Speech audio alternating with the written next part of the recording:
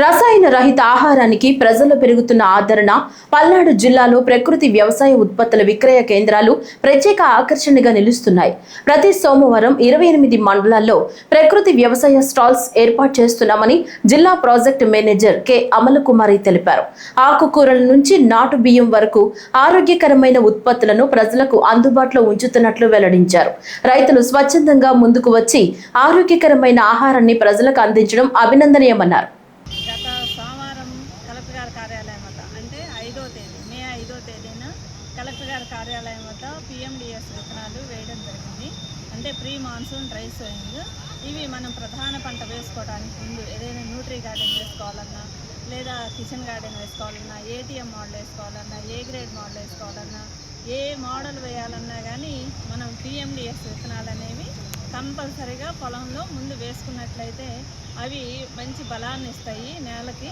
తర్వాత వేయబోయే పంటలకి రసాయనిక ఎరువులు వేయాల్సిన అవసరం లేకుండా పూర్తిగా నేల నుంచి అన్ని రకాల పోషకాలను కూడా తీసుకుంటాయి. ఆ పిఎండిఎస్ విత్తనాలు మనం 30 రకాలు కలిపి ఇక్కడ కలెక్టర్ గారి ఆధ్వర్యంలో అందరూ జిల్లా అధికారుల సమక్షంలో ఇక్కడ పిఎండిఎస్ విత్తనాలు అనేది వేయటం జరిగిందండి. దానిలో ముఖ్యంగా మనకి ధాన్యపు గింజలు అంటే జొన్నలు, సజ్జలు, మొక్కజొన్న, పప్పు ధాన్యాల్లో మినువులు, పెసలు, కందులు, చిరుధాన్యాల్లో రాగులు, కొర్రలు, ఆరికలు, సామలు, ఓదలు, మరి అట్లాగే నూనె గింజల్లో ఆముదము, క్యాస్టర్ అంటే ఆముదము, ఆవాలు, వేరుశనగ, అలాగే సుగంధ ద్రవ్యాలు, అట్లాగే వీటితో పాటు జనుము, జీలుగా, పిల్లి పెసర, వీటితో పాటు ఆకుకూరలు, కూరగాయలు, ఈ అన్ని విత్తనాలు కూడా కలిపి 30 రకాలు జీవ వైవిధ్యం అంటారు. బయోడైవర్సిటీ అనేది ఉంటుంది. ఈ జీవ వైవిధ్యం ఉండటం వల్ల నేలలో ఈ అన్ని రకాల మొక్కలు వేర్లు ఎప్పుడైతే నేలలోకి వెళ్తాయో ఆ నేలలోకి వెళ్ళినప్పుడు ప్రతి వేరు నుంచి కూడా కొంత ఆహార పదార్థాలు నేలలో సూక్ష్మజీవులు ఇస్తాయి.